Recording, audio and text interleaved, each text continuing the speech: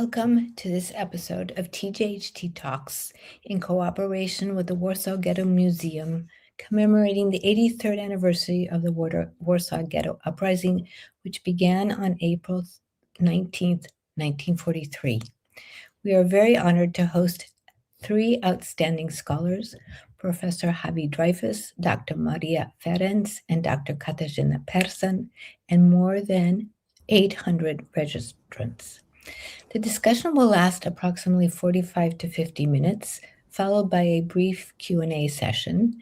We invite you to upload your question in the comment section. Havi, Maria, Marisha, and Kasha, we are grateful that you have chosen to join us. So my first question is to each of you. One of the most iconic symbols of the Warsaw Ghetto Uprising, the monument to ghetto heroes in Warsaw, promotes the armed uprising as the key form of resistance during the Nazi occupation of Poland. How can we expand the narratives to include the many forms of resilience and resistance that prevailed? Please, Kasia, if you will start us off. Thank you. And I'm very happy to be here today, and especially in such an important time just before the anniversary of the Warsaw Ghetto Uprising. As you said, when we think about the monument, we do think about armed resistance. This is the iconic side of the monument, the one where all the public state events are taking place, where all the groups gather. Is the one showing young fighters, heroic fighters of the Warsaw Uprising. But of course, as we all know, the monument has two sides. The other one shows civil resistance and civilians in the Warsaw Ghetto. And we may say the other type of death, but we can also say the other type of fight, because if we think about the Warsaw Ghetto Uprising, I think it's important, following what Havi wrote extensively about, that the phenomenon of the Warsaw Ghetto Uprising really consists of two parts. The first one is armed resistance, is those incredibly heroic young people who took up arms and who fought against the Nazis. But there's only one side of it. And Warsaw Ghetto Uprising would not have been the Warsaw Ghetto Uprising had not been for the second part.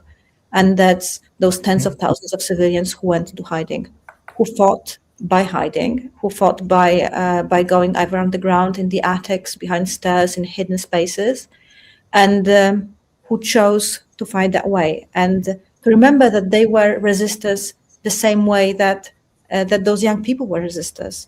And only if we put these two together, we can really and we should really think and understand the Warsaw Ghetto Uprising. Kasia, thank you. Marisha. Of course, it's important to remember both sides of the monument and both sides of resistance, resilience in the Warsaw Ghetto. But what I wanted to stress is the continuation and the fact that this is not an easy opposition between armed resistance and non-armed resistance. And it goes down not only to what Havi wrote about, and she will certainly say more about this, about the civilian resistance and the importance of civilian resistance during the uprising itself. But I think this continuation goes much deeper, because many of the fighters, majority of the fighters affiliated with the Jewish fighting organizations, it's slightly different with the Jewish Military Union. They were, essentially speaking, civilians. They had no military background. So they themselves went this road from being civilian inhabitants of the Warsaw Ghetto who were struggling to make ends meet, to sustain the activities that were central to their life before the war. And it's important to see the transition that they went through into seeing the armed resistance as something that is very important, but not opposed to their previous experiences. So this is one thing. And also, I think it's important to explore their connections to the other organizations in the Jewish underground in Warsaw, such as Oynek Shabbat group, responsible for compiling the what we know today as the Ringelblum archive, to see how, this information was flowing, how those groups were able to influence one another, and how information gathered and compiled by Oyneg Shabbos was able to influence the understanding on the part of the political parties and youth movements that were the leaders of the armed resistance. Marisha, thank you. Havi. So first of all, thank you very much. I'm really happy to be here and to have this conversation with you and with Kasia and Maria. And as you said, and as my former colleague said before, we know today that the uprising was much more than the fighting itself, and I'm sure we'll talk about it. But since you asked about the monument, I think we need to remember that it expressed what people, Jewish people, not only Jewish people, needed right after the Second World War. Each and every group, each and every nation wanted to show their part in winning the war and winning the Nazi Germany.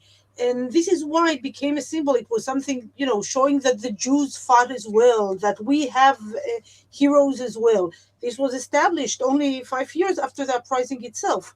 And today we know, as my colleagues already said, that things were much more complicated, that there were many aspects of Jewish survival and death during the Holocaust, and of course during the uprising itself. So I think the monument expressed a need in a certain time, and today it can echo many different aspects that I'm sure we will refer to later on.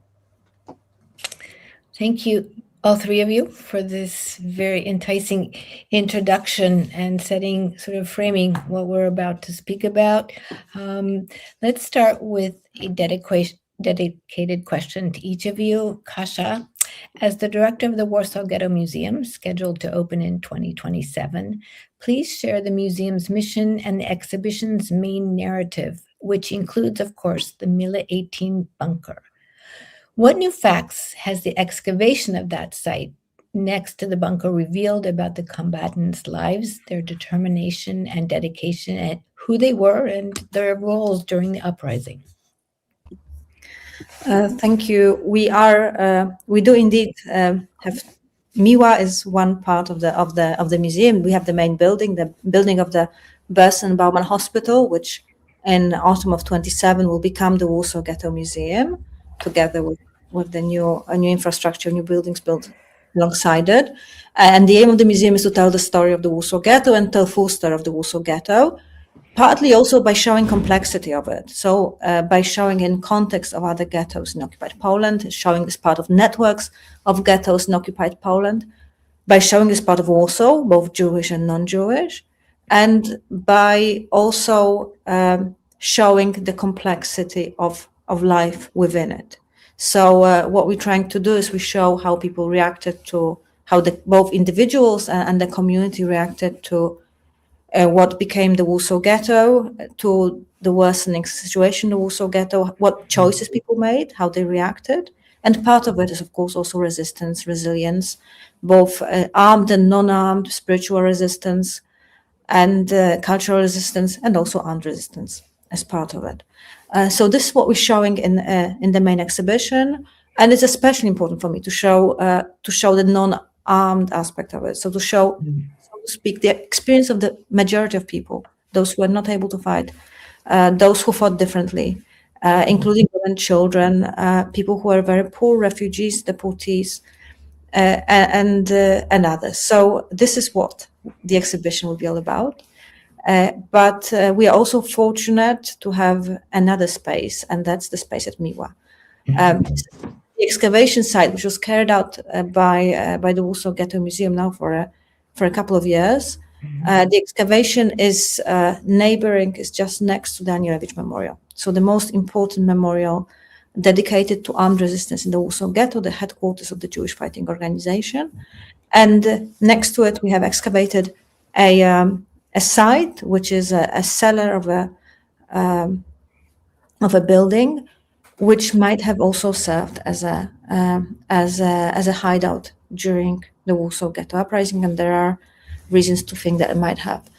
And this is important on a number of levels. Partly because because it shows us what, when we walk around Jewish Warsaw today, when we walk around the site of the former ghetto, Muranów, everything that's underground. It shows us, it gives a link to the Jewish Warsaw underneath, to the remains of the ghetto, which are still there.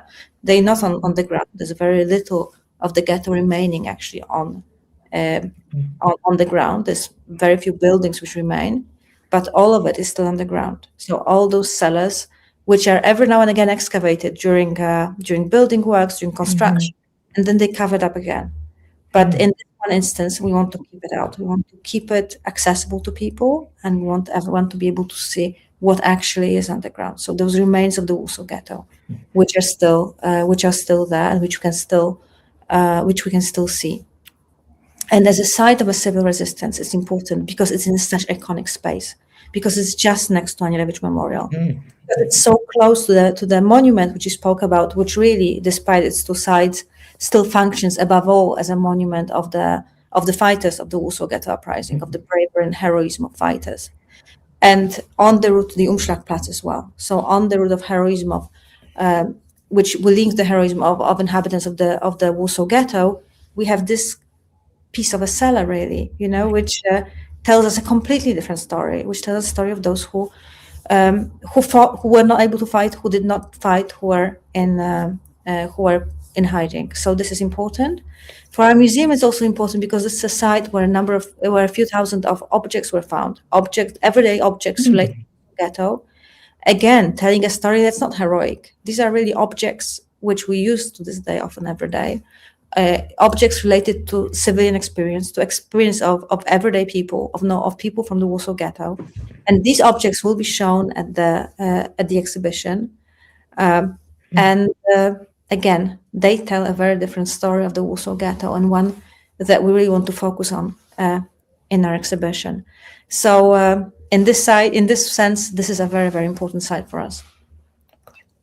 Kasia, thank you very, very much for giving us insight into the museum and the narrative that you want to share, and bringing up that very important sort of juxtaposition. What is above ground that we can see, which is erected post-war, and at the time, as Havi, so brilliantly pointed out, it was of the time and a story that needed to be told both by Jews and others, but also reminding us that much of Warsaw is underground, and much of the life that we're looking to find traces of is still buried under the streets and the parks of Warsaw.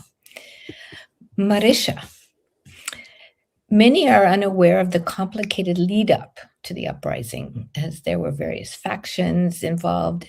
Among them, and I think you mentioned this before, the Jewish combat organization known as Job. Who were its members? What was their philosophy and their politics? What were these relationships, conflicts, and coalitions among them? And if you could, how did this complicated dynamic impact the uprising? Thank you for this question. I really spent a lot of time thinking about this now, because I'm writing a book about Mordechai Anielewicz. So let's start by taking a step back and stressing that there were in fact two organizations that did not really coordinate between themselves. Jewish Military Union, that we know far less about. Definitely there was a much stronger military component there. These were right-wing Zionists affiliated with Betar, and there is a lot of unconfirmed information and legends about them, but they definitely were aware of Job, Jewish fighting organizations, as Job was aware of them, but they definitely did not cooperate in setting the goals of the fighting. They fought independently of each other. And going deeper into Job itself, we are saying Job as if it was one organization, but in fact, it was a very complex and a very delicate coalition of parties and organizations which had different ideologies, different politics, different status, because we have political parties and youth movements, and this causes several tensions as well. We have Zionists and Bundists who opposed the national character of the coalition. So they need to construct a very complex structure that could hold all those organizations together. Not to mention that they were also trying to obtain some help from the Polish underground, from whom they had to hide or at least minimize the presence of the communists in the underground in the Warsaw Ghetto, because communists were obviously present and very much involved, and also Polish communist organizations offered some help to the fighting ghetto, and they were really not in a position to pick a right side in the Polish on Polish battle of communists versus the government in exile in London. So they had to navigate a very complex political picture. On the other hand, it was very important for the Jewish fighting organization, when it was emerging in the autumn of 1942, to have as many allies as possible, because as some of our listeners might be aware, this was not the first attempt to organize a joint armed resistance in the Warsaw Ghetto. We had anti-fascist bloc in the spring of 1942, before the deportations from Warsaw Ghetto to Treblinka started. There was a first attempt of creating a Jewish fighting organization in the summer of 1942. It was the initiative of the youth movements back then, who were very radical and determined to fight with any possible means, without arms, with whatever was at their hand, just to show the opposition to what the Germans were doing, and the deportations from the Warsaw Ghetto. And back then, in the summer of 42, political parties opposed such activities, saying that it would be irresponsible to spark the uprising, the armed resistance in the ghetto, once there is no preparation, and they were afraid of possible consequences for the civilian population. So this was, in a way, a third attempt to gather these people together. It was important to have everybody on board, because Bund might have been very far politically from the core of the Jewish fighting organization, which would be, I would say, youth movements Hashomer Hatzair and Dror, and political party Poleizion left, small but influential. But it was important for them to have Bund in the picture, because Bund was the most significant party of the Jewish street before the war. They still had a lot of members despite the deportations, so they had people who could actually fight. So this complex coalition translated later into the picture during the uprising itself, because they were very faithful to the rule that fighting groups are divided according to the organizations to which particular fighters belong to. So Bund had their own fighting units, Hashomer Hatzair as well, and so on, so on. Of course, smaller organizations were not that strong in that regard, but as a rule, organizations were the divisions between the sections of fighters, and also the ghetto was divided according to the organizations that led the fighting in those particular places. So you have Bund leading the uprising in the brush maker shop. You have youth movements, especially Hashomer Hatzair in the central ghetto, and so on, so on. So it's important to see this as not just one organization, but a very fragile coalition, which was to some extent aware of its fragility, and yet united by a common goal of of fighting, of defending the Warsaw Ghetto, and of the importance of this goal. Marisha, thank you very much for taking us even deeper into this very complex narrative. Havi, as with your esteemed colleagues, you have meticulously researched the Holocaust in Poland. And I think we mentioned it, we often think of the Warsaw Ghetto Uprising through the lens of the underground fighters. Your work shifts the focus to the broader Jewish population that remained in the ghetto. What can we learn from their experiences, and how does this change our understanding of the uprising? So thank you. As you said, and as my colleagues mentioned before, much of our interest in the past was concentrated really in the fighter movements. As we just heard from Marisha, I'm sure there are many more things that we can learn about those groups, about their motives, about their connections and networks. But I think that today we know that we cannot understand the uprising only through the lens of the fighters, because during the uprising in Warsaw Ghetto, there were tens of thousands of Jews who took part in their actions also in the uprising, and their action had an impact on what the Germans did in the ghetto. And actually, we could even hear it from Kasha, from those excavations. It's not only fighters, but those are people who prayed and ate and lived. And one of the questions that I was asking, and I think that today we understand why it is important to understand what was a part of those Jews who were not in the Jejevu or who were not in the job, what was their part in the uprising? And I think that today we can understand that uprising was not only a military event, but also a mass civilian resistance. And while the fighters fought for Jewish honor or revenge, many of the civilians fought for what we call Überleben, for survival. And together, those two forces had a great impact in the ghetto itself.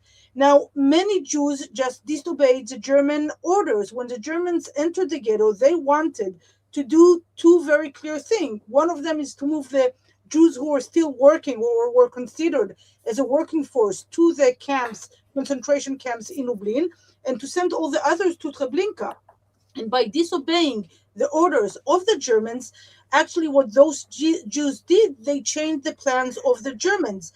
And this didn't come in one day, because actually in the weeks before the uprising, we can see that many of the Jews are just in what we call bunkermania. They're preparing electricity and water and food and doing everything that they can to survive. They imagined that the Russians will come in few months, in 6 months more or less, and they thought how they can survive. But still, what they did forced the Germans to fight much more for weeks in the ghetto.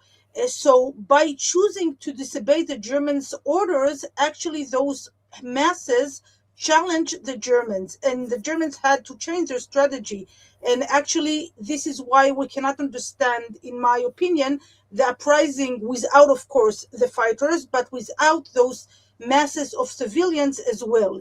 And I think that this perspective actually alters the way we understand the uprising. It enables us to see the uprising not only as an armed resistance, but also of a popular resistance of the Jews themselves, which was actually shaped by the act of the fighters and of the other Jews, both together. So it's not that they disagreed or whatever. They are actually different parts of the same reality.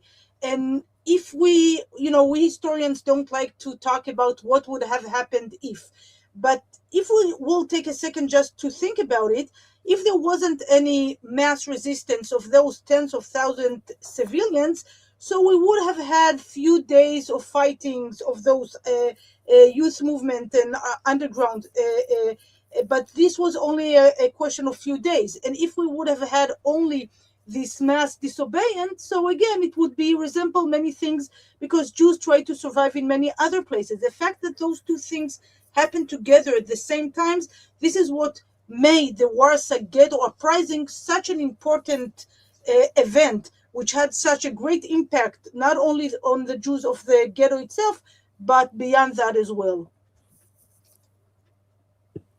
Havi, thank you very much. trying to gather all of what you've already shared as we move a little forward. Kasia, I come back to you.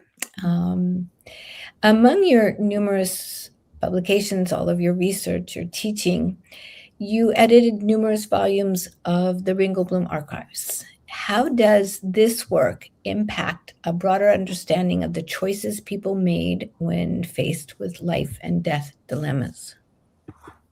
Thank you. That's a wonderful question and a wonderful topic as well. The Ringelblum archive, the aim of the Ringelblum archive was to show the life at that point, life and death in the Warsaw Ghetto in all its complexity. So to show various groups, various choices, various positions and decisions which people took, and to amass as great as variety as possible in order to show how a community and how individuals react to such a difficult is an understatement, but such a complex situation as well. So Ringelblum archive on its own is an act of resilience. It's an act of resistance. It's an act of resistance of the narrative being imposed on us in a way, right? That, as we all know, the most famous quote and the most famous sentence connected to the Ringelblum archive is that of writing our own history. So that on its own is an act of resistance, that the history won't be written by a victor, by the Germans, it won't be written by Poles, but it will be written by us, and that will be our history. So in that sense, this is an act of resistance. And I think the way in which that resistance is carried out, the way in which the Ringelblum archive is shaped, is very much linked to what Havi was just talking about, and Marisha as well, to this incredible complexity of resilience and resistance in the Warsaw Ghetto. That when writing the history of the Warsaw Ghetto, those who create the Ringelblum archive not only choose to write this heroic, story or heroic story, but the story in all its shades of gray and all its complexity. And when it comes, and also all acts of resistance. So they show us that for people in the Warsaw Ghetto, just surviving is resistance. Just trying to keep the children alive is resistance. And on top of it, any acts of spiritual work, of cultural work, all of that is resistance, and all of it should be seen as resistance. And also, which I think is quite fascinating and still not probably enough research, is that people have different scope of resistance. Not everybody can resist in the same way. Not everybody can be part of the Oyneg Shabbos team. Not everybody can be part of the armed resistance. Not everybody can be part of the underground. People have very different scope and very different position from which they act. And so the resistance which is at their disposal, the choices which they have, also depend on where they are in life, whether they have family or not, whether they have children, whether someone's relying on them or not, whether they are 20 years old and alone, or whether they are 35 and have a family, parents and children who they support. So all of these choices, I don't want to say the word limit, but shape the way in which people decide on what to do, and also shape the way in which they can or not resist. And I think this is something that we learn from the Ringelblum archive. And I think what's very important about Ringelblum archive as a team and as a project, and that's something that we should learn from and can learn from, is that they take each of these choices equally seriously, and in a way they give people space to make these choices, so they don't judge them for making this choice or another, because that very, very often depends on the position which they have in life. And also, I think what it also shows us is that not everybody has to resist, and that maybe people can make different choices, and there's still a reason for that. So I think this is what we learn from Ringelblum archive when it comes to resistance, and this is a great lesson that I think we should take on to today. I think we're all in agreement, Kasia, that the archive and the legacy that now is in your hands as scholars, but in our hands as people of the world, really do. You've broadened yet again what Havi and Marisha have already said about the complexities of the situation. But as you pointed out, who was where in their life Could they make a choice? Did they even feel they had the energy to make a choice? And that simply getting up every day and trying to make it through the day was a choice to try to live, which was in a opposition of the goal of the Nazi occupiers. So the levels and layers continue as I want to ask Marisha, in your soon-to-be published book, if I'm correct, everyone asks what will happen to us, inhabitants of the Warsaw Ghetto, and news about the Holocaust. You shed light on how information was gathered and disseminated in the ghetto, how it was received, and the impact on the victims' lives, and also on how the plans for the uprising were created. What were the most striking findings in your work? Thank you for this question. Yes, indeed, the English version of this book will appear this year, and yeah, I was trying to look for answers to the question that kind of always intrigued me, because we see Warsaw Ghetto primarily through its isolation, very physical one, a 4-meter high wall in some places. Warsaw Ghetto is definitely defined through its isolation, but I wanted to see how it translated into what various groups of people who lived in the Warsaw Ghetto knew about the developments of the war, including the extermination of the Jews, and what answers they were seeking from the information that was nevertheless kind of dripping into the Warsaw Ghetto through very many various channels. And I think those two central questions quite obviously were when the war would end, because everybody was totally aware how it impacts them and the wait time that is so essential to survive. And from a certain point, the question, and this was becoming the central question, is the one that is in the title of my book. So what will happen to us? And of course, there is no single answer to that one, and there is no single event or some kind of, epistemic breakthrough for the entire population of the Warsaw Ghetto. It's much more complex. We are talking today a lot about the opposition between the fighters and ordinary people, but there are much more oppositions of this kind. So there is the opposition of the level of knowledge that people had access to, and I think this is vital. So we have people who are better informed for some reason, because they are a part of the ghetto authorities, they belong to the Judenrat, they work for the Judenrat, or they are affiliated with the Jewish underground that was working effortlessly to gather information and to systematize information about the extermination of the Jews in other places, and to build up, a large body of knowledge from individual testimonies, and to, they were able to see some sort of picture emerging from this.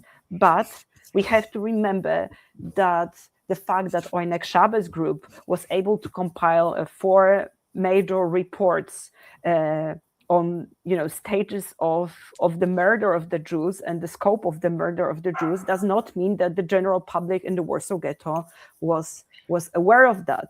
To an average person in the street, this would maybe get in some sort of form of some rumors, something that someone heard from someone who escaped from Lublin or from Łódź or from some other place where the extermination had already begun, where systematic murder of the Jews had already begun, but the underground was not able to communicate the enormous scale of the Holocaust to the ordinary people, which is the part of the drama that I'm I was trying to describe in this book, that there was just no way to communicate this to general public. And the moment when everyone kind of knows what happened to those deported to Treblinka, it is obviously already too late. It is already after the deportation is over, and both underground organizations and ordinary people can just,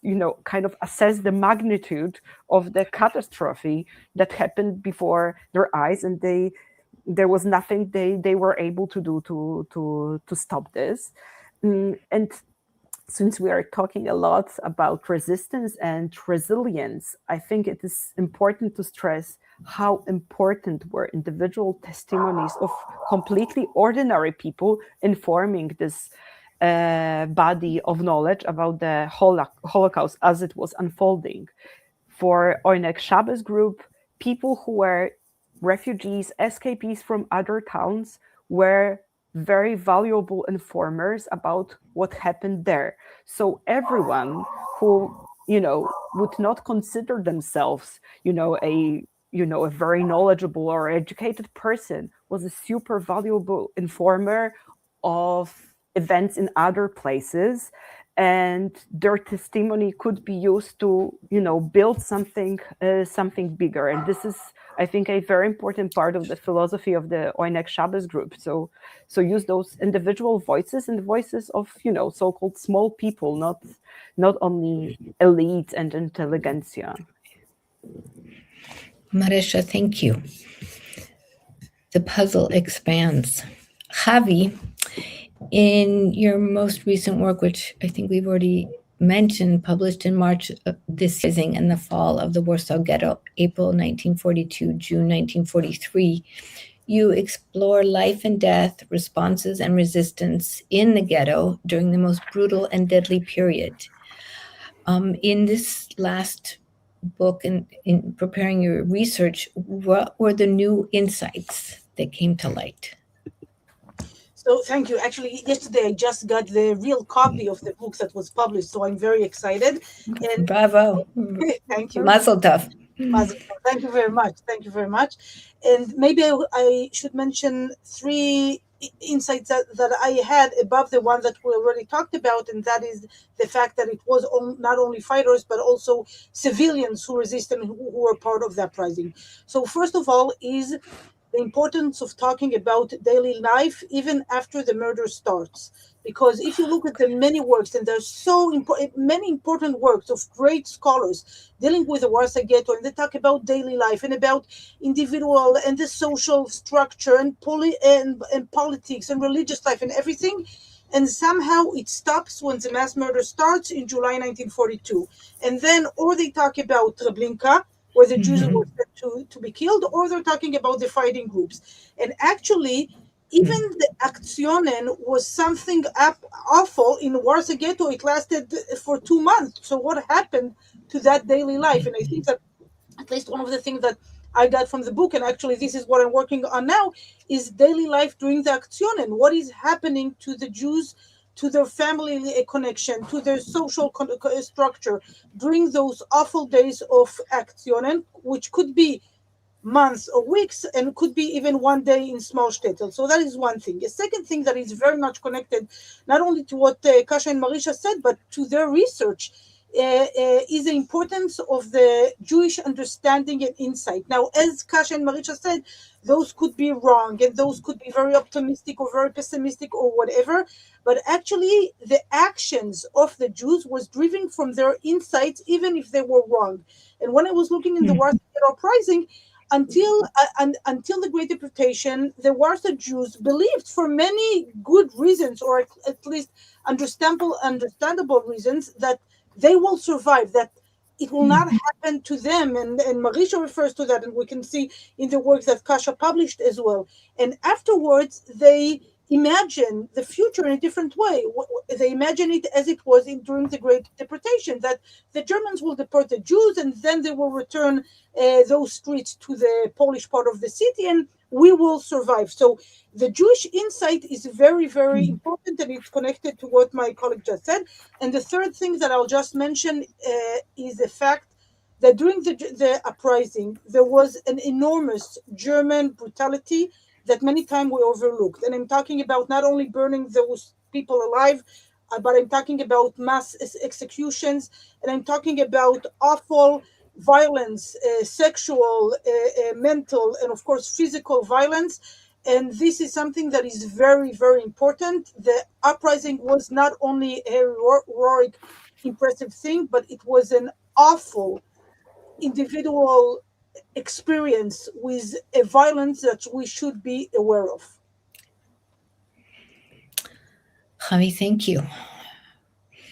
So at this point, I would like to ask each of you, and certainly the discussion among the three of you would be most welcome, but you've raised many issues, shared many insights.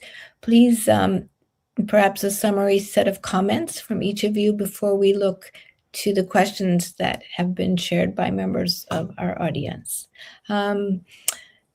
Kasia, would you take us forward?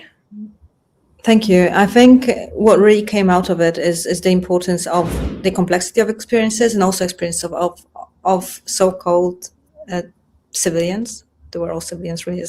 Many of them were civilians, but of ordinary, quote unquote, ordinary people. So the enormity also of brutality of the, as Havi said, of the uprising, of the experience of the uprising, outside of fighting, the brutality and which was encountered by, again, civilians, by those who were in bunkers, by those who were in attics, and they need to remember their experience as part of the equal experience of the Warsaw Uprising, and also as part of the commemoration and everything, all the discussion that is to this day, as we can see, constantly held around the uprising, the way in which it's politicized and which is it's used and constantly referred to. I think the importance of remembering those who are actually there and to remember their life and their death as well is something that we should constantly be going back to. Thank you, Kasia. Marisha. I think there are so many things that we need to try to be aware of and that we need to have in our minds. But to me, the most important thing is that we do not allow to obliterate the experience of the victims and the importance and centrality of the victims. Because there is such a big symbolic potential in the Warsaw Ghetto Uprising, which was recognized, as Havi said, immediately after the war and already during the war. Like, you can see it in the testimonies of the fighters, that they were aware that they are taking part in something that is symbolic and that also shed sense onto their experiences and their own suffering. But despite this symbolic potential, we need to remember this as an actual event, and the fighters of the uprising not as heroes that are on some sort of monument, but also to capture this closeness between fighters and the rest of the population in the Warsaw Ghetto. And I think this is very telling that the Jewish Fighting Organization ends up in the civilian bunker organized by thieves, and that they are with civilians, with a couple of hundred civilians. Of course, this tells a lot about the support for the fighters among the ghetto population, but also it tells us that, this division was not as deep as we might think when we frame it as armed resistance versus non-armed resistance. What the difference was the fact that maybe they had ammunition for 3 or 4 days of fighting, if they were lucky. And Jewish Fighting Organization made its rule that each fighter has to have access to some sort of arms. But we are talking about really small quantities, very little amount of, pistols, not to mention any sort of, long arms. So, so this junction is really, it's small differences. Thank you, Marisha. Havi. So first of all, whenever I hear Kasia and Marisha, I think how much we still have to learn about the Warsaw Ghetto and how much there's still things to be said and written about those, and how important it is to rely on those sources, many of them written during the war, if it's in Ringelblum Archive and other places. And really the work that was presented here is always, for me, something very impressive. I will repeat what was said by my colleagues. So first of all, the fear of simplification, the Holocaust and the Warsaw Ghetto was such a complex event, that the Jewish life and death was such a complex event, that many times we need to be aware that it's not reduced or detached from the concrete historical event that happened.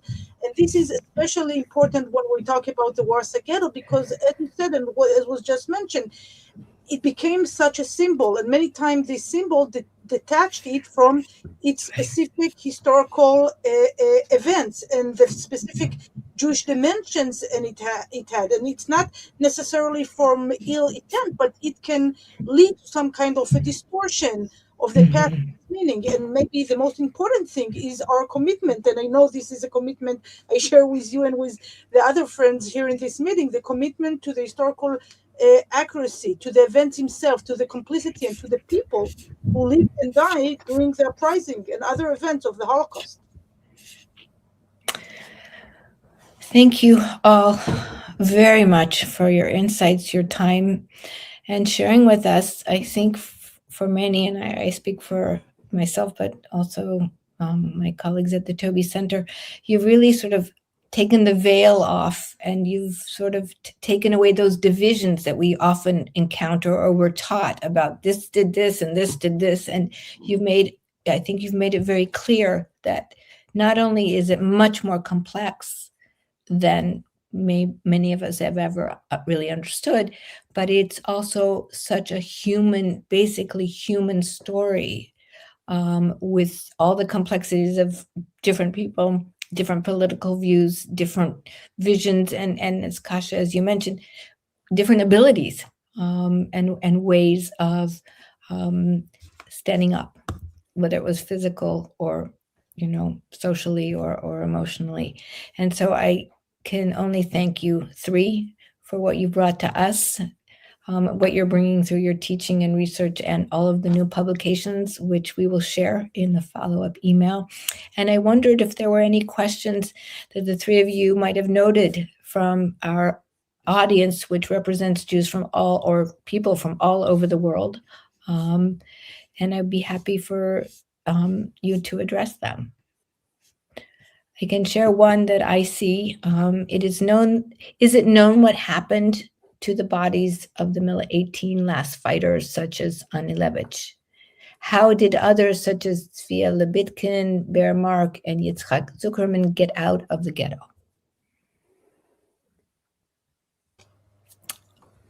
Do you want me to refer to it? Please, all three, but please, Havi, start, and then we'll see where the conversation goes. Okay, so we don't know what happened to the bodies, because according to the Jewish law, one should not dig in burial places. And since the Miła 18 is a burial places, we can only assume that the bodies are still there. there was a very brave man called Kazik Simcharataiser who was sent to the Aryan side. Many others were sent to the Aryan side and did not make it. He managed to get to the Aryan side where he met Antek Zuckerman. He himself then organized a return to the ghetto, met Tzivia Lubetkin and Marek Edelman and others, and led them through the sewer until a place where they had to wait to him. He arranged a car that could bring them to the forest, and actually they were rescued from the burning ghetto by Kazik. Unfortunately, and it was a very painful issue for him and for the other survivors of the uprising, that not all of the group managed to get out from the sewer, and some of them, including Shlemek, who was one of his friends, were in the more back part of the tunnel and could not survive. So yes, we know how they were rescued, and my colleagues can of course add. Yeah, maybe I'll add by pointing to another question that was asked regarding Simcha Rotem, Kazik Rataiser, and his, I think it was during 2014 anniversary when he came to Warsaw, during his very moving speech, when he said that he's still wondering whether it was morally acceptable for them to decide that, for the others and take responsibility for the lives of others and making their life shorter, even by one day. But, this is a very important and moving perspective. But I want to stress that this aspect of the sense of responsibility was a very important thing for the Jewish Fighting Organization and for the political parties in it. That was, I think, one of the reasons for the tensions between political parties and youth movements. Political parties wanted to stress that they feel responsible for the ghetto civilian population, and that once they recognize that it is necessary to organize armed resistance, they wanted to be as careful as possible not to endanger beyond necessary the lives of civilians. Of course, it's impossible to judge them, but I can definitely say that this is something that was coming up in their conversations, that they feel responsible for the population of the ghetto, and they certainly did feel that they need to take into account the lives of thousands of others. Kasha, would you like to sort of sum up? No, I'll just add, because unfortunately we have to end. As much as I don't want to end, and this conversation could continue, I hope the three of you will join us again in the future. As you've all said, there's so much more to learn and there's so many more pieces to bring out. But Kasha, if you would sort of give us a sort of summary. No, that just Maria's final thought on the responsibility which she mentioned, and that's something that we maybe haven't talked about enough. Both responsibility of the underground for those who are civilians, but also people for each other, and the responsibility which they felt for each other in those what really became the last places where they were still a community, those hiding spots, which we still know so little about. So that's something that's important. I also add to another question that the newsletter of the Warsaw Ghetto Museum is available in English as well. Thank you for letting us know. So again, to Havi, Kasha, and Marisha, we are incredibly grateful that you've joined us and shared, and will continue to research and share, that you are leaving us with. And I think I leave, when I visit the Ringelblum Archive exhibition, it's ironic, I leave with a sense of hope, because, this is for us, and all the research in terms of the humanity that survives till the bitter end, or is carried out by those who survived, not only through the source, I think for all of us is a sign of hope. So I'm grateful to all of you. Congratulations on all the various publications, which we look forward to reading. We will share with our audience. Thank you, audience, for joining us. I want to thank the team who you don't see, but they make the magic happen, Jakub Wyszak and Kaya Sicek. And I want to let you know that we rely on you as our audience, because it's your donations that allow us to continue to bring all of these important issues, past, present, visions for the future, to you. So I want to close with the hope for peace and that we meet again next month. Thank you. Thank you. Thank you. Thank you for having us. Our pleasure.